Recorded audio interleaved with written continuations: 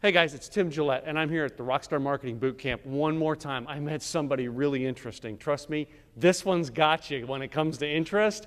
I love it. Dave Nassaney. Oh man, I've been checking your story out, seeing you here around the bootcamp this weekend. You are one interesting dude, man. You think? Yeah, I know, man. Just that. But man, I got all kinds of information I wrote down that I actually want to ask you because I heard about what you came from, man. So. I mean, I understand you're in the gas station business. Dave, how did you get into the gas station business? Well, you know, my dad's been in the business for 35 years. Actually, he's been in the business since 1945. And I've been doing it since I was 12 years old. You know, everyone else got to go out and play. I got to pump gas and stuff. So one thing led to another. He went into the business into a different area, and I went up into Castaic Lake up in Santa Clarita.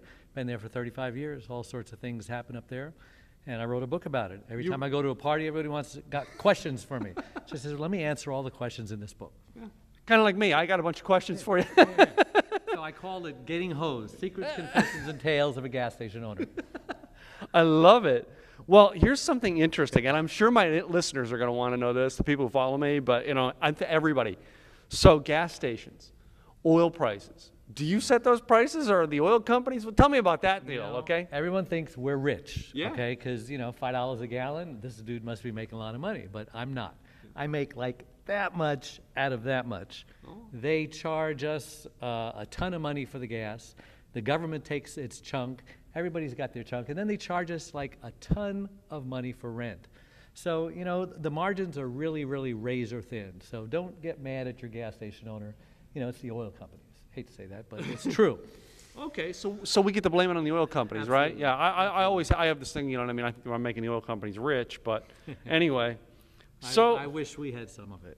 But oh, okay. So it's not like this is a get-rich-quick scheme, I guess, no more, huh? No, not anymore. Used to be in the old days when gas was 20 cents a gallon. Yeah.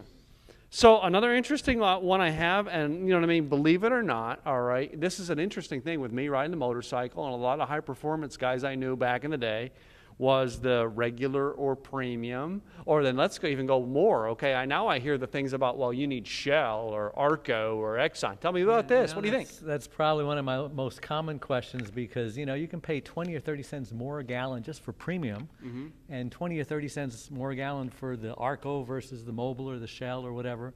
And, you know, gas is gas, in my opinion. Now, people are going to disagree with me, but at the terminals, when Shell runs out of gas, they get to go to the Mobil terminal and use some gas. Really? And then they take this little thing and they pour in some magic Mobil ingredients and it magically becomes Mobil gas instead of Shell gas. So, you know, in my opinion, gas is gas. I owned a Lexus for many years. I put regular in it. A lot of the manufacturers don't say you need to put premium, but they recommend premium. But you know what? In my opinion, it's a waste of money. Wow. And then, you know, the brands, gas is gas. Water's water. Coke and Pepsi, you know. Some people will argue with me, but that's my opinion. Okay. Well, you know, it's your business. You're allowed to have your opinion on it. I'm glad we're getting to interview somebody on this. Really, I am. So, I mean, so tell me, good business to be in? What tell us about this? It used to be a great business to be in about 25 years ago, but then all of the oil companies started merging, you know, and things just got really hairy. They just got greedier and greedier, and my rents just kept going to the moon.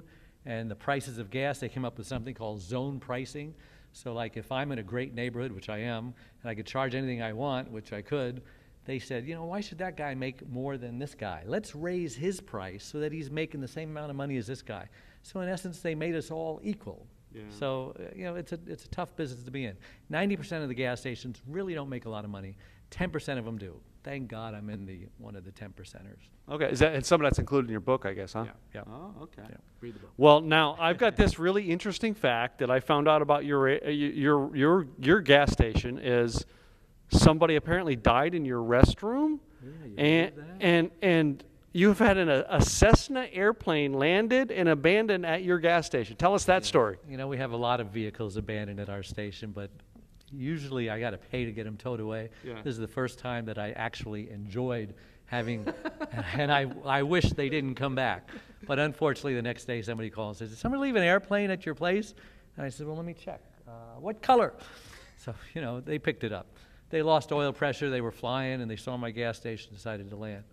And then another about the restroom, this guy, I guess he was dying of AIDS, and he came to use the restroom, and I guess that's where he decided to take his last breath. But the sad part about it is that 2 or 3 people were using the restroom after them, and they were just like walking over his body because, you know, I guess you got to go, you got to go. So it's pretty sad. Yeah. But yeah, it's a crazy book. It's a crazy gas station, and it's all of the funny, exciting, unbelievable, awesome stories that happen there are in there. And so anybody asks me questions at the party, I just say, "Here's, read the book." Yeah.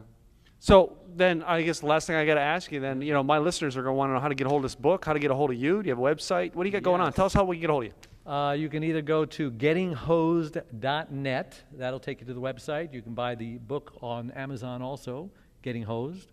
Or you can go to my name, David Nassaney, Nassaney, or I made it easier for you. I actually made it davenass.com, because it's hard to spell Nassaney.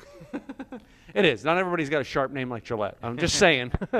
Well, guys, yeah, sometimes I'm good at jokes. Other times I got to get that guy Adam Ace up here. So anyway, but hey, guys from the Rock and Roll Entrepreneur Bootcamp, Tim Gillette from timgillette.com, and we're having a great time here with RockStar Marketing Bootcamp with Craig Dustwalt. So we appreciate you stopping by, and now go check out Dave and his book, Get Hosed. Thank you. Great.